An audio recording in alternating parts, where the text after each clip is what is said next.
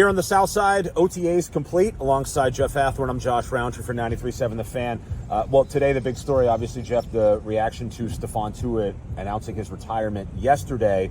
And, you know, it leaves a big void. But first things first, I mean, just this team and the defensive line in particular, they lose someone that they were very close with and obviously was a big part of this team. Yeah, and you could tell that their families hung together, especially what Cam Heyward was saying about the kids that have become friends and hang out, and the wives hang out, and they're still going to have that. He made it sure to say this is not a eulogy.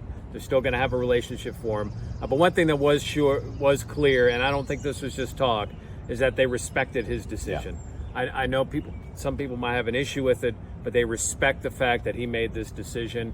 And even though it hurts him on the field, they're all with him as a brother. Yeah, this is what Cam Heyward had to say about Stephon Tuitt.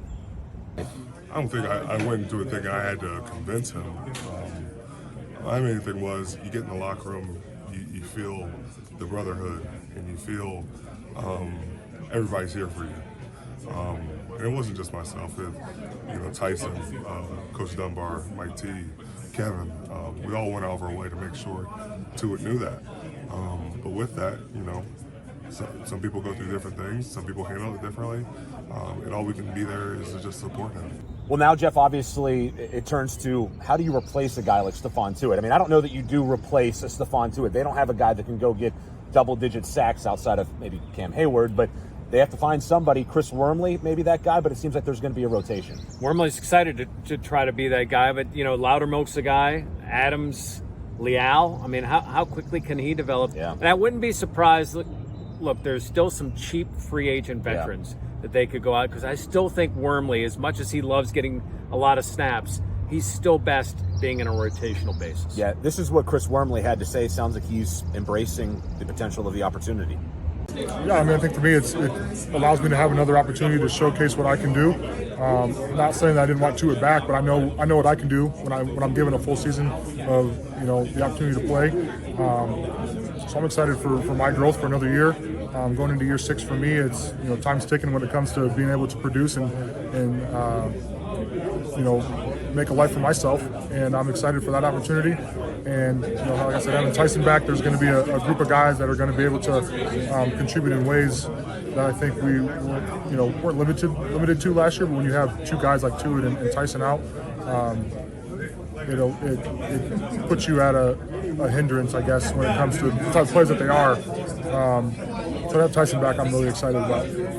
He's trying to make his name, trying to feed his family. This is a big opportunity for Wormley, and he did show some things last year.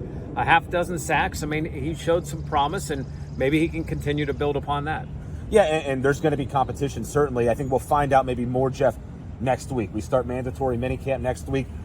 OTAs, we talk so much about who wasn't here. Well, we can't really talk about who wasn't here, but we dance around it. But a lot of OTAs are, who wasn't here, who was here. It's football in shorts. It gets a little bit more serious next week. Still no contact, still no hitting or anything like that. But mandatory minicamp brings out a little bit something more as we take another step. Although I do think the install gets a little bit more intense. Yes. They know it's the last week before they meet again for training camp, and then it gets real. Yeah. There is a little bit, not that there hasn't been intensity, there has been through OTAs, and I have been impressed with how detailed and how much work they've been able to get done, and no play days or getting done early. Like, this voluntary work was very structured, and it seems like a focused team, but it's really going to ramp up, like you said, and I am kind of anxious to see how much more they do.